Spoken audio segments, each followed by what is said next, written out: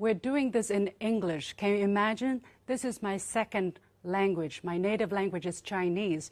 Shane, with all due respect, try to do this in Chinese, and then we'll see who gets a better following in the international platform. That's the biggest challenge we have, and we're working so hard, as much as you are trying, to bring out truthful, comprehensive, multidimensional information from China to the world, but we're always discredited because we are state media. And I've heard this word all the time, so often, even in this forum, even from Oksana, from RT.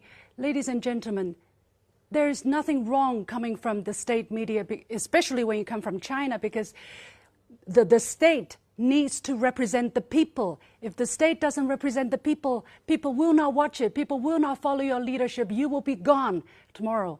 I tell you two sets of statistics. Can you guess the level of trust of the Chinese people in their central government, meaning their political system? And can you guess the level of trust of the Chinese people to their media, both from international sources? Take a wildest guess. Shane, can you have a wildest guess?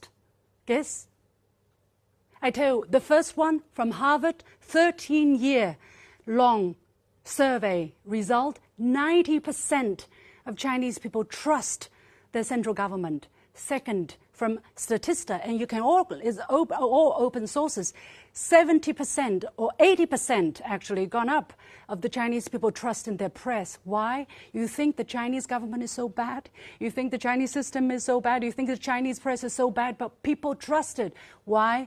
Because we do a very good job and we deliver. Because what people hear, what people read can match what they see. And there is a great sense of unity, of cohesion because of that. And that's why China can deliver, because people trust the government, people trust our media, and in return, we can do things together. So that I want to get out of the way. Secondly, democracy. I've heard this word all the time. Let China choose its own style of democracy. If the people like the way they live, if people are satisfied with the way they live, why do we have to switch to a Western-style democracy? The freedom of expression is enshrined in our Constitution as well, Shane. We have that too. Please read our Constitution. It's in Chinese, but you can find an English version. And then, okay, coming back to the barrier of language, you know, President Xi says we have to tell China's story well. In Chinese, it means 讲好中国故事. But it's so tricky because this can be interpreted as tell good China stories. And that is the challenge we're facing, because the Chinese language is so 5,000 years. So sometimes it can be very vague, but it's the beauty of it as well. The single word 好 can mean good and well. So a lot of people ask me, hey, you want to tell good China stories all alone? I said, no. I said, we want to tell China's story well, which means true, good and bad, comprehensively, multidimensional, because there is no one China story. Being strong, being literate, being open-minded, open to criticism as well. Chinese system is not perfect. Chinese media is not perfect. We have a lot of problems.